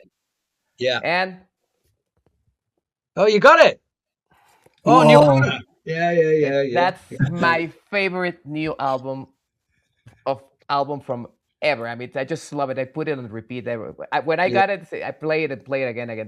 It's such. Do you know what? As well, there was one when I was a kid, and you have to listen to the producer, and it was a double album. It was in the 80s, and I had this. I remember I had this. So the whole of the house was asleep, and I was like, how old was I? I was like 12 years old or 13 years old, and I smoked. So we had this like tourist house in England, and we had like, you know, our bedrooms. My mum and dad's bedroom was there. And that Christmas, I'd got like, you know, the stack hi-fis with the glass door, and you could store your records underneath, and you had like a double tape deck, so you could record your records onto tape, you know, and a radio. So it was like a stack hi-fi, you know, a glass lid and a glass door that you could open out, and you could put all your vinyls underneath. And I'd started to smoke when I was like 13 or something. And so I like, you know, the headphones that you used to have back then in the early 80s, you know, the curly lead, the curly lead that was in, and it would stretch a little bit, you know, it would stretch like, and I walked over to my window so that my mum and dad both smoked. So it wasn't like there would be a foreign smell in the house, but I'd walked over and I put the record on, Frankie Goes to Hollywood, Welcome to the Pleasure Dome. Wow. Now that, from a production point of view, back then was just mind blown. You know, Trevor Horn, yeah, it was just mind blown. And you put the whole of one of the sides was Welcome to the Pleasure Dome. It's like 15 minutes 22 or something. Minutes long. Yeah. So I'd gone over to the window, the tiny little window, and I lit this cigarette, and I was listening to the track. And, you know, I'd stretched the lead too far and the fucking headphone popped out. And it came blasting out the speakers. The whole of the house at 1 o'clock in the morning with this. Welcome to the pleasure. Welcome to the pleasure, Tom. Yeah. Yeah. So that's one I would also put on the list. But yeah, just for the production. I mean, the production of that was... This is the kind of shit that I mopped up like a sponge when I was a kid, you know, listening to that. I'm like, how the fuck does he... Because everything else was just a wall of sound back then, you know. There wasn't that separation. There wasn't everyone sort of taking time. You'd like hear a synth come in over here and it would end up over there in your soundscape, and stuff would be happening here with the vocals in that frequency, and everything just was like, wow, how's this guy doing that? And that's before I started taking drugs. Okay, I have another question, and it has to be with this experience you chat with us. Okay. What's your happiest music related moment when you were a kid on your 12, 13, that you were like in this new music world exploring? Oh, I think it goes back earlier than that. So my father worked when I was like, he worked for, it's an American company, but it was in England. It was Black & Decker, you know, the power tools. Yeah, sure. Yeah. Sure. He worked for them and he worked in production, and, you know, he had like the dot matrix printouts and stuff. And he used to sit and work on a night, and then my mother would go out and work on an evening, and my dad would be there and we would have the stereo on. So we used to listen to all kinds of different music all the time, and we would decide. And my dad had a really great sort of thing about when we started getting pocket money and stuff when we were like 10. He had this thing, and singles, you know, your 7-inch singles, they were like, they started off at 75 pence and then they went up to £1. So we would put 25 pence in each. And every week we had to pick one of us. So either my dad, me, or my sister had to pick which one it was. And whether we liked it or not, the other person's choice, we had to put the 25 pence in. So every week we would get a new 7-inch single. But he also had this thing when he worked at Black & Decker. They used to have a lending library. So on a Friday, they would come around with this trolley full of records, and you could borrow them. You know, so you hoped you were first in the queue. And I remember the time on a Friday night, my mum was out to work on an evening shift, and there was just me, my dad, and my sister, and he brought home Jeff Wayne's War of the Worlds. Mm-hmm. Have you heard that album, War of the Worlds? No, I haven't. Oh my God!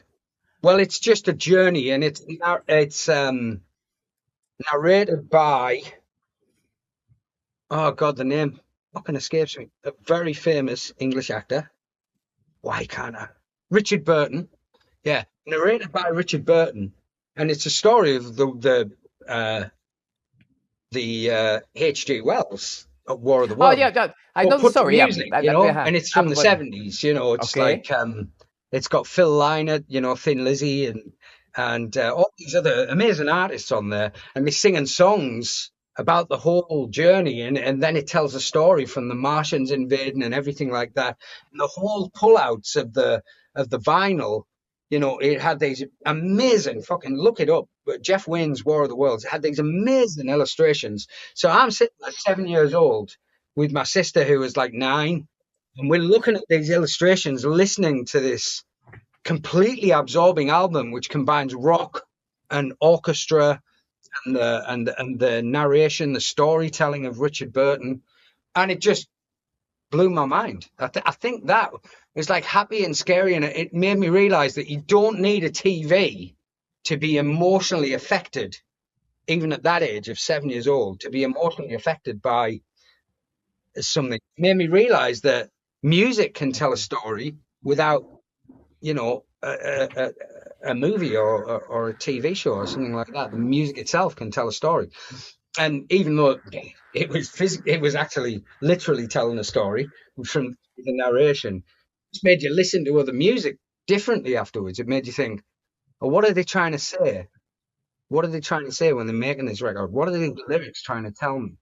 And I used to do that with my daughter, and she's doing really well at music. She's 15, and she's doing really well in her music classes. She has singing lessons as well. And what I did to her was with her was when she was 5, you know, she was like completely open to listening to stuff. And I would, if we had to go somewhere in the car and there was just me and her, I would put on, at the time, 2016, I put on, which is a fucking another great album, Moonshaped Pool by Radiohead. Yeah. Radiohead, huh? Yeah. The Moonshaped Pool is a great album, and like the first couple of tracks, like Burn the Witch and Dexter and things like that. And I would say, okay, close your eyes, listen to what he's singing, listen to what Tom's singing, and then we'll stop the track at the end. And I want you to tell me the story that he was trying to tell. Now, when she was 5 years old, these stories were really sort of, you know, basic and crude and based around her school friends and stuff like that. But as she got older, we would do it more and more. And the stories got more complex and more, you know, because everything he says, you know, there's a lot of innuendo in there. There's a lot of, like the best lyrics are themselves metaphors, you know, so there's never a true meaning to any of it, but it's how you interpret it as a listener. And she would interpret it differently the older she got and the more mature she got, and it became a journey of her becoming someone who thought about the creative process and who thought about, you know, what do I think the stories are being told to me, and what story should I tell? So that's kind of how I inspired creativity in her. Wow, that's amazing parenting. That's amazing. That's the way. That's the way to parent a child through music too. Yes, thanks, absolutely. Man. Please give us an advice to all those new producers, all those bedroom DJs, all those young people that they are growing in this scene. What kind of advice can you give them? Oh, you know, I would say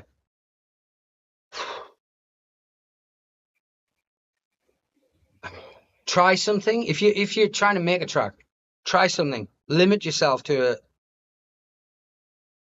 2 synths and 1 drum source, and you know, and try and make an entire track out of that, rather than looking at stuff without effects, without white noise rises and crashes, because we can all do that to keep the interest. Keep someone's attention for 6, 7, 8 minutes without looking at anything else apart from those, because you know, creativity comes from decision making and not options. Yes, I like that. Wow! That. I really like that. Wow! You narrow it down to that choices. Yeah, choices. It's in my book. I've just given that away for free as well. I'm writing a book, by the way. So we're getting a bill sometime, I guess. No. Chris, well, I just want to thank you. Really, really want to thank you from the bottoms of our hearts. Thank you. You've been such an in-depth talk in terms of producing, passion, and then the way the way you do your music and the label forensic. So I think it's been such an eye-opener thing for all of us. I mean, I think I speak for the 3 of us in that regard, and it's been a superb. A little bit of hiccups here and there in the recording. Oh, don't worry about I fight technology every day. But besides that, it's been a real pleasure to have you here. No, it's been a pleasure for me too. Yeah.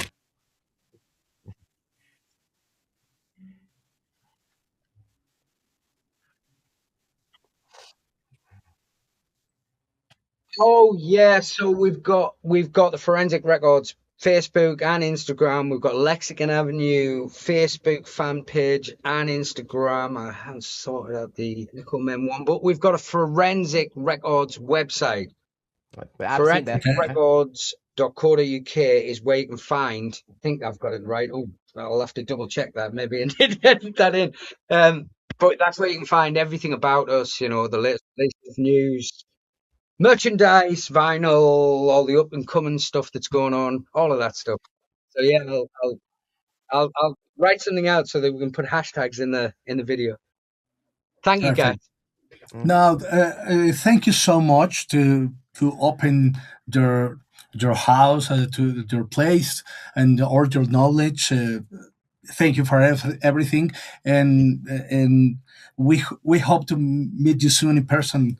I hope to come back to Mexico. I've been so many times, but it's been a while. I think it's been like 7 years since I was there, so I'd like to come back. Are you going to Balance? No. I have had tracks on Balance, and my Balance selections got a lot of listens, but I wasn't invited to play. And if I'm going to go somewhere for that, I have to justify it with the family. We've got 2 kids and stuff like that. If I was working, if I had a gig, then I would go, of course. But it's hard for me to say, hey, you guys, you stay at home. I'm off to a festival for 3 days. I can't do that. Yes. But don't worry. If you're coming to Mexico, it will be more than happy to have a big lunch and drinks with you. For sure. No, that would be amazing. I'd love to have some tacos with you guys. You have no idea how much I appreciate your food. Really? That's nice. It's my favorite. You're gonna have great take food. Me to some of the best places. And the best places aren't always the ones that look great. They're usually the ones that look like, oh my God, you eat here? They're usually the best food. Super. There's great places to eat there. I've been to Mexico City so many times, and I've been to Acapulco. I'm trying to think of the other cities I've been to. Memory escapes me. But always great people, great food, great atmosphere. I just love it there. So I hope to see you there one day, guys. Yeah, for sure, we'll see you here. Bueno, gente, pues bueno. Yo me quedé con la boca abierta. Bueno, la verdad, Chris nos dio una masterclass en producción, en vida, y cómo llevar el label. Y la verdad, bueno, nos dejó boquiabiertos. No sé ustedes qué piensen, pero yo quedé fascinado. Yo nada más te puedo decir que es todos esos datos técnicos que dejan entrever también esa parte humana, esa parte de experiencia, esa parte de lo que dices, ¿no? La pasión, y que aparte la refleja en todos esos aspectos técnicos, y definitivamente fue una masterclass de arriba abajo. O sea, nos deja súper contentos con eso. No sé tú, Raf. Sí, no, definitivamente una gran entrevista. Chris es un gran ser humano, un gran profesional, un DJ y un productor hecho y derecho, y un honor tenerlo aquí con nosotros. Recuerden todos, por favor, si quieren más entrevistas como esta, denle click a la campanita, suscríbanse, síganos en redes sociales. Estamos en Facebook, en TikTok, en Instagram, en todas las plataformas de podcast de audio, también Spotify, Apple Podcast, Amazon Podcast, etcétera. Síganos para que podamos seguir haciendo comunidad y tener a estos grandes invitados. Gracias a todos por hacer tuning. Nos vemos la siguiente. Yo soy Rafa. Yo soy Mapiu. Y yo soy Camil. Y nos vemos en la próxima. Adios, guys. Thank you, Chris. Thank you, Chris. Thank you very much for having me. I've really enjoyed that conversation. It was superb. I hope you enjoyed it too.